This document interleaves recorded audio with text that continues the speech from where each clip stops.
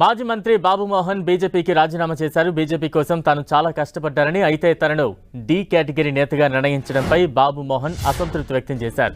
Assembly ఎన్నికల నుంచి తనను దూరం పెడుతున్నారని, బీజేపీ రాష్ట్ర నేతలు కనీసం తన ఫోన్ కోసం ఎత్తకుండా ఇబ్బంది పెట్టారని మండిపడ్డారు.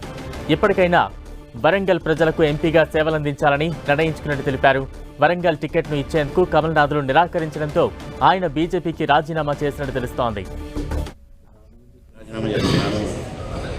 రేపు ఏం చేస్తానో ఏమవుతానో తెలియదు, కానీ జీవితంలో ఖచ్చితంగా ఒక్కసారి వరంగల్ ప్రజలకు మాట ఇచ్చాను కనుక, నేను అక్కడ పుట్టాను కనుక ఎంపీగా పోటీ చేస్తాను, గెలుస్తాను. ఎవరో ఐపీఎస్ ఆఫీసర్ అట, ఆయన్ని అనౌన్స్ చేస్తున్నారు, తిప్పుతున్నారు. ఇంకొక అతను మందకృష్ణ మాదిగ అంటే ఆయన తిప్పుతున్నారు, ఇంకొక అతను ఎవరోనంట ఇది ఉన్నట. ఇవన్నీ తెలిసి నేను ఇంకా ఉండటం నాకు నా స్థాయికి తగదు.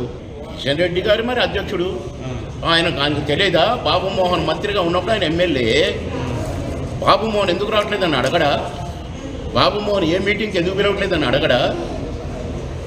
ఏం కిషన్ రెడ్డి అడగ 3 పోస్టులు ఉన్నాయి కదా, 3 పోస్టులు ఎందుకండి? గాడిదలు కట్టడానిక? పార్టీని బలోపేతం చేయడానికి, కార్యకర్తలను బలోపేతం చేయడానికి, పార్టీని ముందుకు తీసుకెళ్ళడానికి, పరుగులు తీయించడానికి కాదా? కాదానండి, మాలాంటి వాళ్ళని ఎల్లగొట్టడానికా పదవులు? బాధ కలిగిందండి.